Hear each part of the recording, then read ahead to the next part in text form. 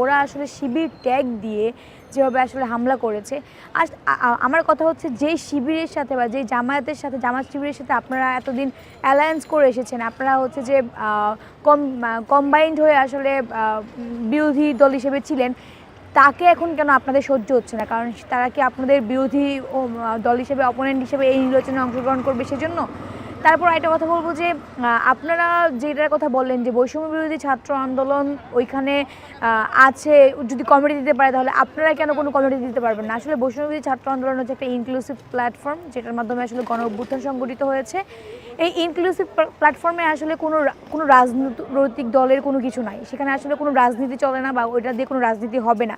আপনারা জানেন যে ইতিমধ্যেই ছাত্র সংগঠন হওয়ার জন্য একটা ঘোষণা আসছে, সেটা অতি শীঘ্রই ঘোষিত হবে এবং এছাড়াও আমাদের নতুন রাজনৈতিক দল আসতেছে। সো আমি খুব ক্লিয়ারভাবে বলতে পারি বৈষম্যবিরোধী ছাত্র আন্দোলন একটা প্ল্যাটফর্ম, এটা একটা ইনক্লুসিভ প্ল্যাটফর্ম, সেখানে আসলে সবাই আছে এবং কি আপনারাও ওইখানে ইনক্লুডেড। যখন আমরা আসলে গণ অভ্যুত্থান ঘটিয়েছিলাম তখন কিন্তু ওইখানে আপনারাও ছিলেন। এখন আমি বলতে চাই যে বিএনপির এবং এই ছাত্র দলের এই যে ন্যাক্কারজনক হামলা, সেটার আমি তীব্র প্রতিবাদ জানাচ্ছি এবং যারা আসলে ওইখানে ছিল এবং যেটা আসলে মানুষের ক্যামেরায়, ছবিতে এবং সিসিটিভি ফুটেজে ধরা পড়েছে, তাদেরকে অতি দ্রুত চিহ্নিত করে যেন শাস্তির আওতায় নিয়ে আসা।